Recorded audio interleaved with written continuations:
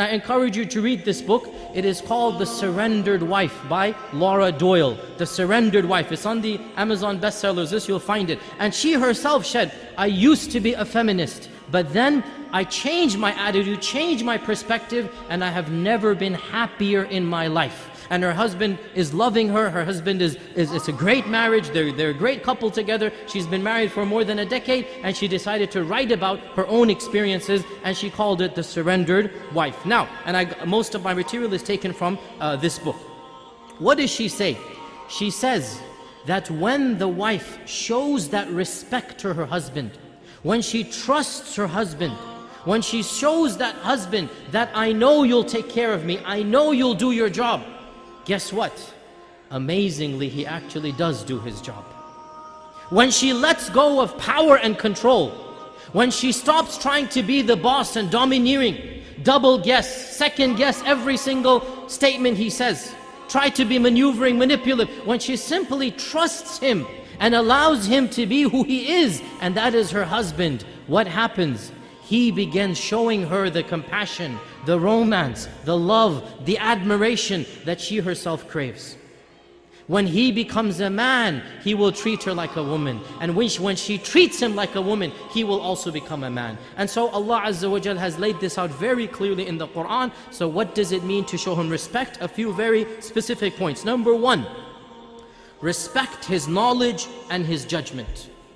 Wives, respect your husband's knowledge and judgment. When your husband makes a decision, don't double guess him. Don't doubt him. Don't try to make him feel he's not intelligent, he's not qualified to do what he's doing. In other words, don't treat him like a child. Suppose you were right, that was the exit. Well then, this leads me to point two. Let the husband make his mistakes and learn from his own mistakes. Because when he makes a mistake, he won't be able to get angry at anybody else.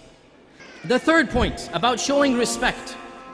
Trust his capability in taking on the projects that he wants to take on.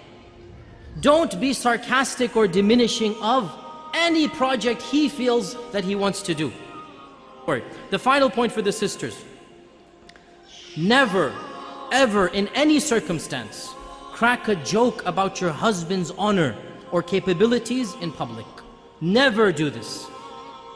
It's always going to be very detrimental. The husband never wants to be made fun of by his wife. And that is not going to bring about anything positive in the husband. Now it's time for the brothers. Brothers ready? Taking notes? You ready? Sisters, you can relax now. Okay, we said, what do the sisters want the most? What do the sisters want the most? Who can tell me? To feel loved.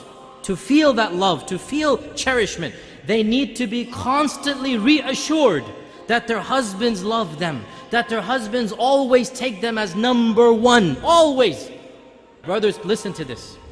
Wives, do not take your love for granted. You take your wives' loves for granted. You don't need your wife to constantly reassure you that you love me, you love me. No, you take it for granted. The fact that she's still living with you shows you she loves you. Another thing that the woman wants is time. For women, time means attention. Undivided quality attention. So, you're working 5 days of the week.